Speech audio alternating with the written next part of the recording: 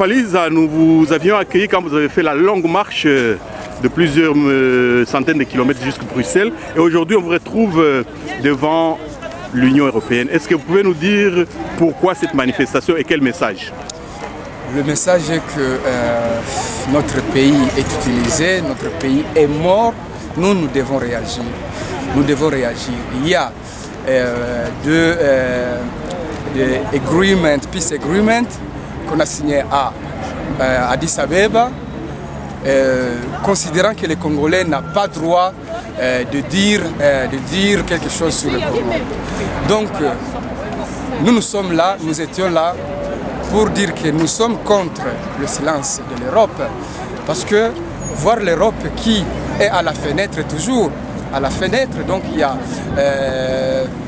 l'ONU, il y a le Congo, le Rwanda qui signent les rapports de paix et l'Europe ne dit rien, ça nous fait très mal. Donc ici, aujourd'hui, on était là pour porter notre soutien, notre solidarité au peuple congolais, aux déplacés au Congo, millions de déplacés au Congo, aux millions de femmes violées et millions de morts au Congo. Donc ça, c'était le message. Nous avons donné de pétitions que nous avons faites et je pense que le 14, il y aura une autre rencontre du représentant du bureau de Mme Ashton, le représentant pour l'Afrique, qui va rencontrer une coordination. Donc, disons, stop au silence qu'il y a au Congo, solidarité aux déplacés, solidarité aux millions de morts, 8 millions de morts, solidarité aux femmes violées, millions de femmes. Et donc, c'était ça le message aujourd'hui. Nous sommes venus de beaucoup de pays et c'est bon. Nous étions ici avec la Belgique, l'Italie et donc on va se revoir encore. Merci beaucoup. Vous n'êtes pas seul, il y a d'autres compatriotes. Vous vous présentez, vous dites pourquoi vous êtes là. Moi, je réponds au nom de Pierre Cabeza. Je viens de l'Italie.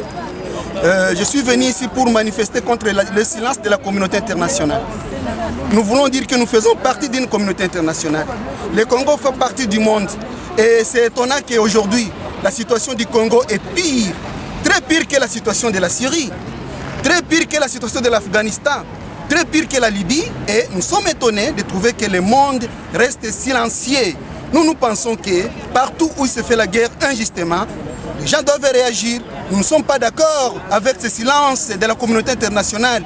Le silence de l'Europe est en train de tuer le Congo. Le silence de la Belgique est en train de tuer le Congo. Les Belges sont nos frères. Ici, nous sommes dans un pays avec lequel nous avons un lien historique. Et la Belgique est censée maîtriser les conflits des Grands Lacs. Nous nous étonnons que la Belgique est derrière certains intérêts.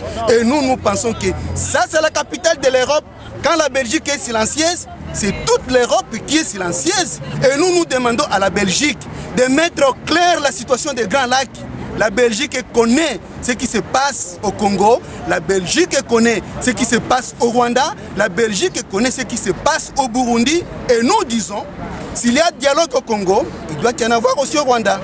S'il y a démocratie au Congo, il doit y en avoir aussi au Rwanda. Et nous exigeons que la vérité soit faite sur la situation du Congo. Nous exigeons un dialogue au Rwanda. Parce que s'il n'y a pas de dialogue au Rwanda, nous aurons toujours des problèmes. Je voudrais finir en disant ceci. Les conflits que nous avons au Congo, ce n'est pas un conflit congolais. La communauté internationale est responsable. Quelle est sa responsabilité? Les Rwandais nous agressent parce qu'il y a les réfugiés Hutus qui ont traversé au Congo. Mais qui a permis à ces réfugiés Hutus de traverser au Congo? C'est la France. Et la France l'a fait avec les mandats de qui? La France l'a fait avec les mandats de la communauté internationale. Et je conclue en disant que c'est la communauté internationale qui nous agresse parce que c'est elle qui a ouvert les couloirs pour permettre l'arrivée des réfugiés rwandais chez nous au Congo et que cette guerre du Colta prenne fin.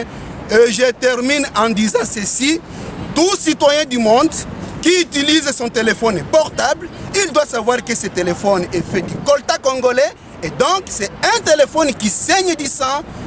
Mettre la fin de la guerre au Congo, c'est aussi avoir un téléphone qui ne porte pas du sang.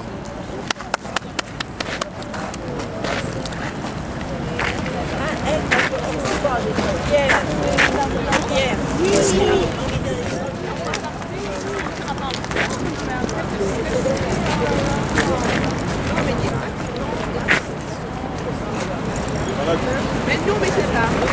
Je suis Jacques, étudiant congolais à l'Université de Bologne.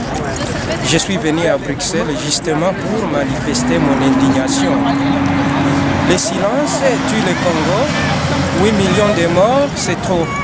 Donc nous en avons marre et nous demandons à qui des droits de prendre une décision le plus tôt possible pour changer la situation, surtout de l'Est de la République démocratique du Congo. Les viols continuent, les enfants sont malmenés, maltraités, ils n'ont pas la possibilité d'étudier et nous sommes ici pour justement manifester notre indignation. Je termine en disant que non à la guerre en République démocratique du Congo, non au viol des femmes, non à ce silence qui continue à massacrer notre pays. Merci.